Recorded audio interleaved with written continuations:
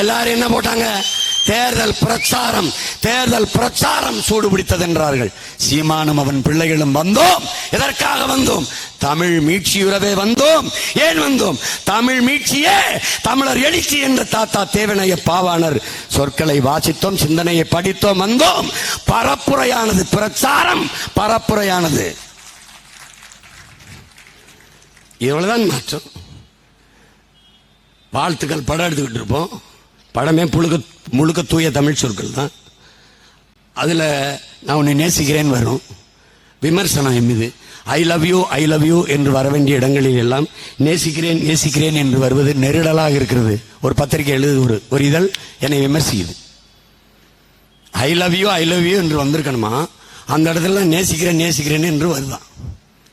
நான் அங்கே அண்ணன் காசி ஆனந்தன் போய் சொன்னேன், அண்ணா இப்படி என்ன எழுதியிருக்காங்க, அன்பை கூட தாய்மொழியில் பரிமாறிக்கொள்ள தெரியாத ஒரு இனம் இருந்தா என்ன செத்தா என்னன்னு அப்படி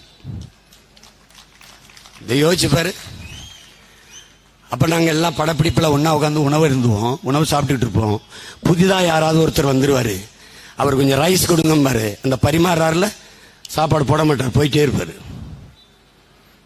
அவன் பார்ப்பான், எல்லாரையும் பார்த்துட்டு அண்ணன் கொஞ்சம் சாதம் கொடுங்க, அப்பவும் போட மாட்டார், போயிட்டே இருப்பாரு.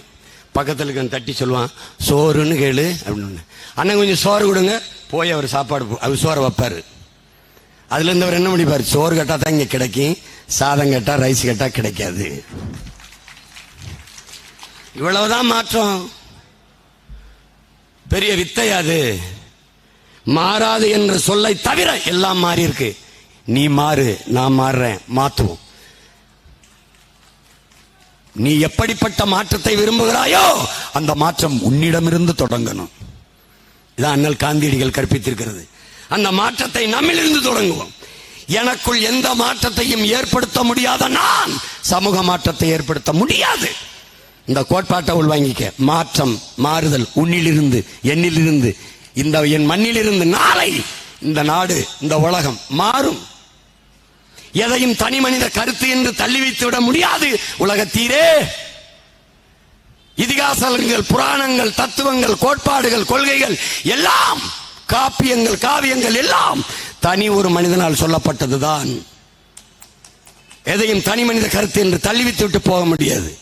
உலகத்தில் எல்லாராலும் ஏற்றுக்கொள்ளப்பட்டது தத்துவங்கள் அல்ல. எல்லாராலும் ஏற்றுக்கொள்ளப்பட்ட தத்துவம் என்ற ஒன்றே கிடையாது. உலகத்தில் எல்லாராலும், எல்லா உயிர்களாலும் ஏற்றுக்கொள்ளப்பட்ட ஒன்று உண்டென்றால் அது தண்ணீர் மட்டும்தான், தத்துவங்கள் இல்லை. சீமான் சொல்றது. நான் சொல்றேன், 4 பேர் கேட்டான், அப்புறம் 40 பேரு, 4000 பேரு, 4 லட்சம் பேரு, அப்புறம் 17 லட்சம் பேரு, 32 லட்சம் பேரு. நாளைக்கு அது 1,25,00,000 பேரா மாறும்போது அதிகாரம் நாடு என்கிட்ட வரும். இந்த மாதிரி என் தாய்மொழியை கொன்னுட்டு ஒரு விளம்பர பலக ஸ்ட்ரீட் இருந்துரும். தெரு தெரு அவனி, நோ நோ நோ அவனி இல்லை, நிலச்சாலை, நிலச்சாலை, எக்ஸ்டென்ஷன் விரிவு, செக்டர் பிரிவு, பிளாட்ஸ் அடுக்ககம் வரல. நாம் பிரபாகர மகன் இல்லடா. இதை செய்யறதுக்காகவே நாங்கள் வந்தோம். எதற்காக வந்தோம்? இதற்காகவே வந்தோம். இது என் நாடு, என் நிலம், என் மொழிக்கு இல்லாத உரிமை இங்க எவனுக்கும் இல்லை. இது என் நாடு. பிரான்ஸுக்கு வந்தா பிரெஞ்சு படிச்சுட்டு வரணும், இங்கிலாந்துக்கு வேலை பக்கம் வந்தா இங்கிலீஷ் படிச்சுட்டு வரணும், வட இந்தியாவில் ஹிந்திக்காரன் வேலை பக்கம் ஹிந்தி படிச்சுட்டு வரணும், தமிழ்நாட்டுக்குள்ள வர தமிழ் படிச்சுட்டு வரணும். வர்றான்ல பாரு, ஒரு சீக்கியர், பஞ்சாப் சீக்கியர், தமிழ் பேரறிஞர் போல தமிழை சொல்வார். 99 மலர்களின் பெயரையும் சொல்வார். இருக்காது, வலையொலியில் இருக்கு. நீயா நானால தம்பி கோபிநாத் நடத்தின நிகழ்ச்சியில வட இந்தியாவில் வந்த பெண்கள், நம்ம பெண்கள் தமிழ் பேசுவதை இழிவு என்று பேசிக் கொண்டிருக்கும் போது அவர்கள், எங்க அப்பா சொன்னார், தமிழ்நாட்டுக்கு வந்திருக்கிறோம், அவர்கள் தாய்மொழியை நாம் போற்றி மதிக்கணும், படிக்கணும் என்று படித்து சங்க இலக்கிய பாக்களை ஒப்புவித்தது இருக்கு. நீ என்ன போட்டு பாரு, நீயா நானா அண்ணன் சொன்னதை போட்டு பாரு. அந்த இடத்துல தமிழன் தமிழ் மக்கள் மானம் இருந்தா விஷத்தை குடிச்சில தூக்குறது இங்க செத்து போகணும்டா. ஒரே ஒரு கேள்வி, கண்ணாடிக்கு முன்னாடி, என் தாய்மொழியை நான் பேசாம வேற யார் பேசுவா? இதான்டா நீ எடுக்க வேண்டிய முடிவு. அவ்வளவுதான். எதுக்கு காங்கிரஸ் பிஜேபி எதிர்க்கிற? இவன் வந்தா முதல்ல என் மொழியை கொல்லுவான். எப்படி கொன்னா? பாலி மொழியை அழிச்சான், பௌத்தத்தை அழிச்சான், சமணத்தை அழிச்சான், பிராகிருத மொழி அழிச்சான். இப்ப என்னுடைய சைவ சமயத்தை அழிச்சான், என் தாய்மொழி அழிக்க போறான். சைவமும் தமிழும் தலைத்து ஓங்குக, எல்லா சைவ மடத்து வாசலையும் எழுதியிருக்கும். போய் படிச்சுட்டு வா. சைவத்தையும் தமிழையும் பிரிக்க முடியாது. சரா விடுறா. திருமால் யாரா? நீ எடுத்துக்கிட்டா சரி எடுத்துக்க. ஆண்டாள் பாடிய பாசுரம் எந்த மொழியில பாடப்பட்டது?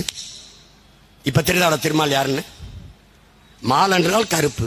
நான் வணங்குகிற என் தெய்வத்தை மரியாதையா அழைக்கணும்னு திருமால் பெருமாள்னு அழைச்சேன். கருப்பு கண்ணன் கருமை நிற கண்ணன்னா கருப்பு. இப்ப அவன் யாரு? ஆண்டாளி பாடிய பாசுரங்கள் எந்த மொழியில் இருக்கு? இப்ப இது யாரு? யாரு?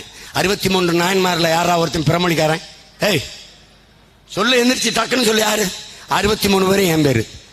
பன்னீர் திருமறை பாடியவன் யாரு? தேவாரம் திருவாசகம் பாடியது யாரு? திருப்புகழ் பாடியவன் யாரு? திருமுருகாற்றுப்படவன் பாடியவன் யாரு? இப்ப முருகன் சிவன் யாரு? அப்புறம்